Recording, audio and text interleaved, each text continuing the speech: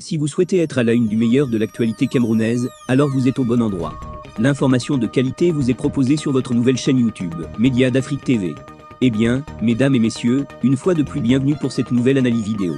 Pour vous qui êtes nouveaux, retenez que nous sommes une équipe d'experts analystes, spécialisés dans les affaires politiques, dont l'objectif majeur est de vous informer en continu des faits et gestes, politiques, économiques et sportifs qui fait rage au quotidien. Bien sûr, il suffit de vous abonner et d'activer la petite cloche pour rester toujours à l'écoute de la une. À noter aussi que vos commentaires sont toujours les bienvenus. Salut et bienvenue sur Média d'Afrique TV. Aujourd'hui, nous allons aborder un sujet brûlant qui fait actuellement la une de l'actualité politique au Cameroun. Jean-Michel Nincheux, ancien membre influent du Social Democratic Front, SDF, a vivement critiqué la récente décision du gouvernement de prolonger le mandat des députés. Cette mesure, prise le 9 juillet 2024, suscite de nombreuses controverses et accusations de manipulation politique. Restez avec nous pour une analyse détaillée de cette situation complexe et de ses implications pour l'avenir politique du Cameroun. Le gouvernement camerounais a annoncé la prolongation du mandat des députés, justifiant cette décision par la nécessité d'alléger le calendrier électoral de 2025. En effet, cette année s'annonce particulièrement chargée avec les élections législatives, municipales, présidentielle et régionale prévues simultanément. Cette mesure vise donc, selon le gouvernement, à éviter une surcharge du processus électoral et à garantir une meilleure organisation des scrutins. Jean-Michel Nincheux, figure emblématique de l'opposition camerounaise, ne partage pas cette vision. Selon lui, la véritable motivation derrière cette prolongation est d'éviter un affrontement électoral avec Maurice Kamto, leader du mouvement pour la renaissance du Cameroun, MRC, lors des élections présidentielles de 2025. Nincheux considère cette décision comme une violation flagrante de la constitution camerounaise et une tentative de manipulation politique par le Rassemblement démocratique du peuple camerounais, RDPC.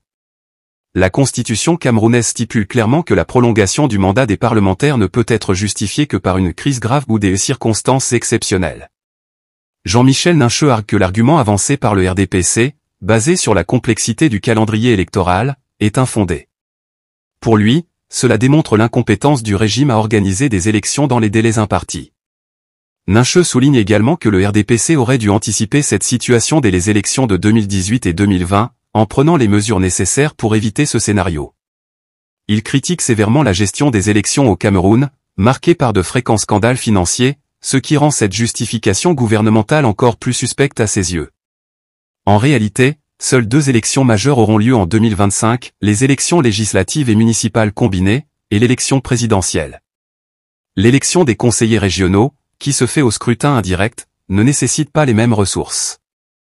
Selon Nincheux, le RDPC utilise l'argument financier de manière fallacieuse pour prolonger le mandat des députés, et ainsi éviter une confrontation directe avec Maurice Kamto.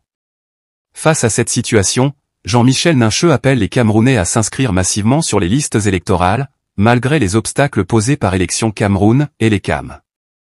Il assure que Maurice Kamto sera candidat à l'élection présidentielle de 2025, et que l'Alliance pour le changement, APC, et ses alliés sont prêts à affronter le régime BYRDPC sur tous les fronts.